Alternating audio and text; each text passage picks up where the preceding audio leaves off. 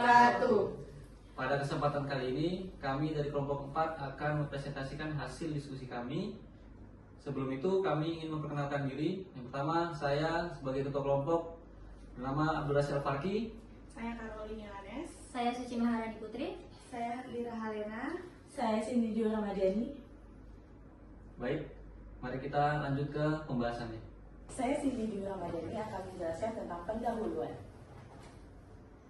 Di tengah banyaknya tren makanan manis dengan berbagai bentuk yang unik dan lucu, Dessert Box Ratu muncul sebagai UMKM kuliner yang inovatif dan berfokus pada kepuasan pelanggan. UMKM ini sendiri menyediakan berbagai custom cake ulang tahun dengan desain yang beragam dan cita rasa yang lezat, dengan serta berbagai varian dessert box kekinian yang siap memanjakan mata.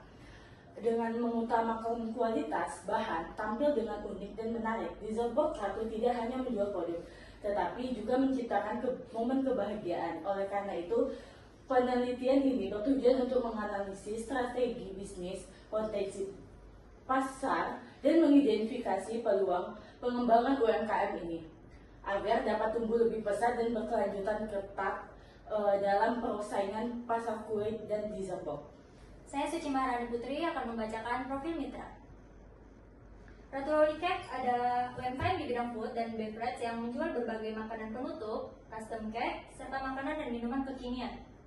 Usaha ini berfokus pada kualitas rasa, tampilan estetik, dan pelayanan ramah kepada pelanggan. Ratu Loli Cake hadir untuk memenuhi kebutuhan dessert dan kue pesanan di berbagai acara dengan konsep kafe minimalis yang memadukan cita rasa modern dan sentuhan lokal.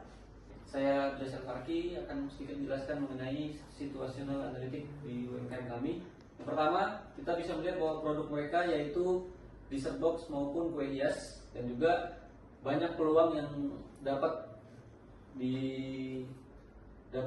kita terapkan untuk UMKM ini, di mana kita bisa melihat bahwa mereka memiliki harga yang kompetitif dan juga kapasitas produk yang mungkin perlu ditingkatkan dalam segi produksi dan promosi, dan juga dalam manajemen keuangan.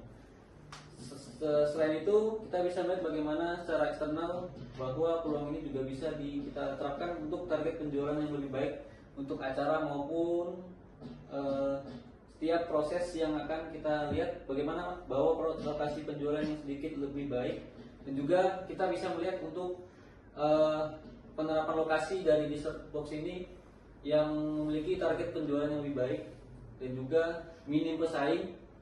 Baik, selanjutnya kita bisa melihat bagaimana aspek-aspek di sini bisa kita lihat untuk target pasar yang jelas yang pertama, dan juga memiliki segmentasi pasar yang kuat sehingga fokus pada pelanggan yang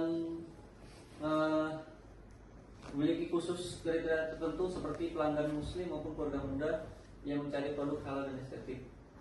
Yang kedua, ada minim pesaing di wilayah tersebut, baik itu di Kabil, Umbur, tidak banyak usaha yang serupa sehingga dapat menjadi peluang untuk dominasi pasar lokal di UMKM ini. Dan selanjutnya ada kualitas estetika produk, ada kafe bernuansa syariah, dan juga perlu adanya engagement bagi media sosial yang lebih tinggi. Oke. Baiklah, saya Hadlira Halena akan menjelaskan tentang segmentation, targeting, dan positioning. Segmentasi ada anak muda, milenial, dan Gen Z dari 18 hingga 35 tahun yang aktif di media sosial seperti Instagram, TikTok, untuk mencari pengalaman yang bisa dibagikan dan menghargai estetik atau tren dan mencari dessert kekinian.